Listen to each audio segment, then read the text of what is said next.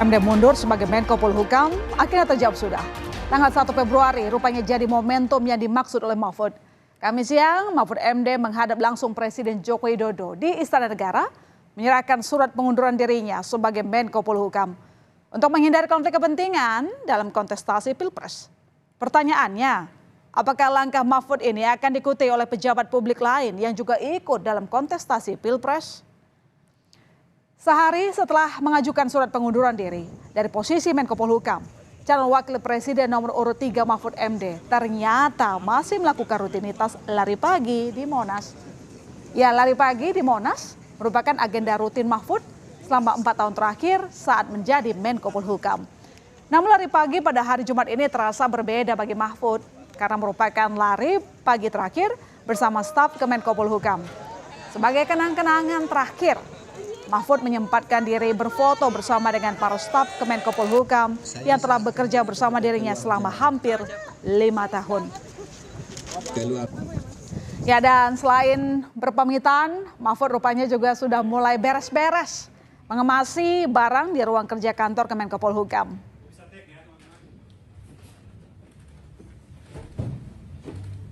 Ya, dibantu oleh beberapa stafnya, Mahfud mengemasi sejumlah dokumen, buku, dan barang-barang miliknya ke dalam kardus besar. Sesekali Mahfud berhenti sejenak sambil melihat sekeliling ruang kerjanya untuk mengenang selama hampir 5 tahun bekerja sebagai Menko Polhukam. Mahfud menyebut ada 3 poin dalam surat pengunduran dirinya yang ditujukan pada Presiden Joko Widodo. Di antaranya, ucapan terima kasih kepada Jokowi karena sudah mengangkatnya sebagai Menko Polhukam, serta alasan pengunduran dirinya yakni karena akan fokus ikut kontestasi Pilpres. Tak ada ketegangan pada pertemuan Jokowi dan Mahfud. Mahfud menyebut pertemuan bersama Presiden pada Kamis siang berlangsung cair, bahkan diselingi senda gurau. Jokowi bahkan menyampaikan pujian pada Mahfud karena merupakan Menko Polhukam terlama yang menjabat di periode pemerintahannya. Oleh karena saya sekarang ikut kontestasi politik untuk melanjutkan estafeta kepemimpinan nasional yang harus terus berjalan, maka saya mohon berhenti. Jawaban Presiden, ya beliau juga waktu pertemuan tadi happy, beliau banyak bergurau, saya juga tersenyum, gembira, ya seperti teman lama lah. Beliau gembira, ya Pak Mahfud, saya ini terima surat ini dulu, katanya. Terus selama ini saya juga berterima kasih Pak Mahfud sudah membantu dan saya merasa terbantu. Dan saudara, Presiden Joko Widodo telah menunjuk Menteri Dalam Negeri Tito Karnavian sebagai PLT Menko Polhukam. Tito akan mengisi posisi Menko Polhukam yang ditinggalkan oleh Mahfud. Meski sudah menunjuk pengganti, mundurnya Mahfud MD dari Kabinet Jokowi ternyata memunculkan lagi isu jika ada hawa tidak nyaman di dalam Kabinet Indonesia Maju, sehingga ada rumor jika ada sejumlah menteri yang akan menyusul Mahfud untuk mundur.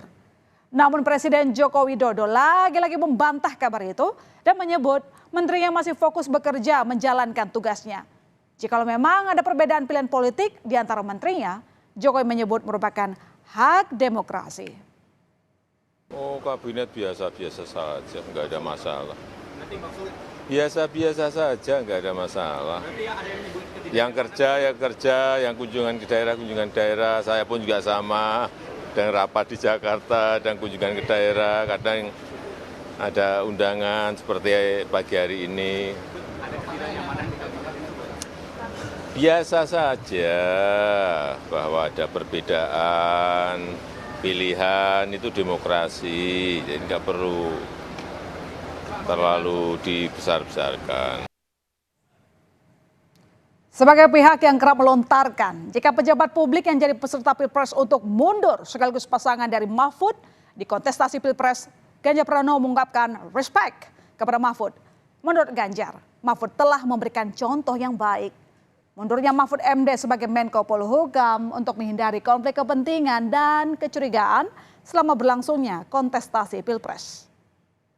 Sudah kita rencanakan awal kan, kita bicara sama saya juga. makmur memberikan contoh yang baik. Itu akan mengubah gaya kampanye nggak?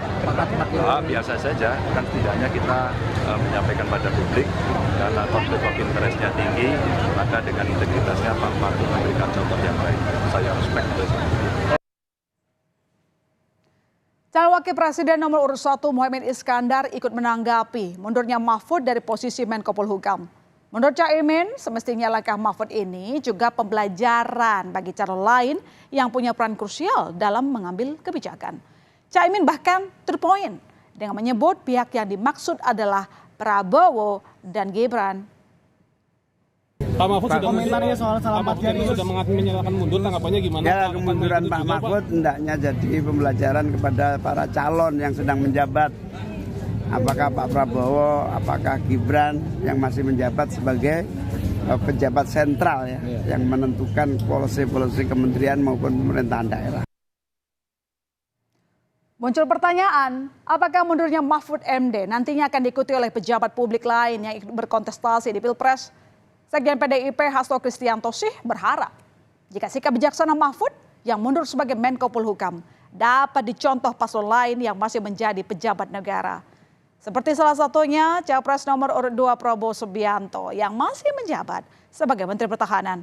Terkait harapan Hasto ini, anggota Dewan Pengarah Tim Kampanye Nasional TKN Prabowo Gibran, Hasim Jojo Hadi Kusumo dengan tegas menyebut jika Prabowo tak bakal mundur dari kabinet Jokowi, cukup Pak Mahfud saja.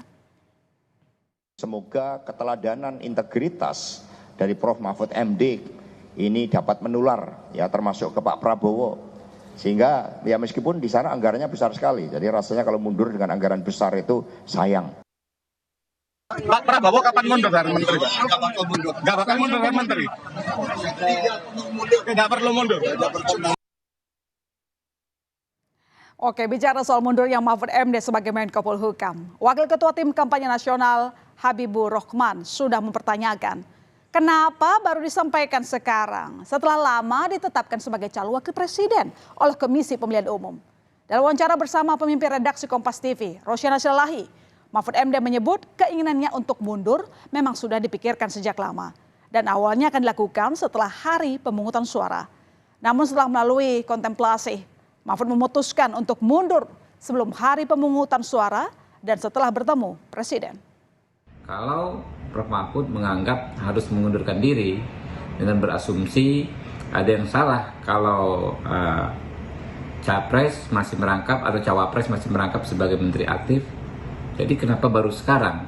Jadi kalau rangkap jabatan istilahnya ya, rangkap status seperti itu dianggap bermasalah, kan sudah terjadi 72 hari dijalani oleh Prof. Mahfud. Akhirnya saya ambil keputusan, udah saya nanti mundur tanggal 14 sesudah pencoblosan. Iya, sesudah quick count gitu kan kita, apapun hasilnya lah saya mundur karena satu putaran saya sudah tidak dengan pemerintah, masa saya mau ikut terus kan gitu. Kan kurang enak secara psikologis. Kemudian memang ada tuh yang dikutip Pak Ganjar tadi mengatakan pokoknya menteri harus mundur, termasuk Pak Mahfud kan gitu.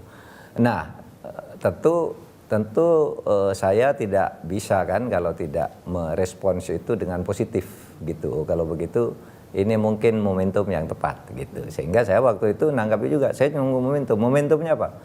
Ketemu Pak Jokowi dulu, karena dulu saya diangkat dengan penuh penghormatan, saya harus pergi dengan penuh penghormatan, kan begitu. Tidak tinggal gelanggang, colong pelayu, kata orang Jawa. Hampir 5 tahun menduduki posisi Menko Polhukam, Mahfud MD akhirnya benar-benar mengambil langkah mundur dari kabinet Jokowi untuk menghindari konflik kepentingan dan fokus untuk agendanya sebagai cawapres. Apakah sikap Mahfud ini akan diikuti oleh pejabat penting yang ikut berkontestasi dalam Pilpres? Atau jejak Mahfud ini malah diikuti oleh menteri lain di dalam kabinet? Kita lihat saja nanti.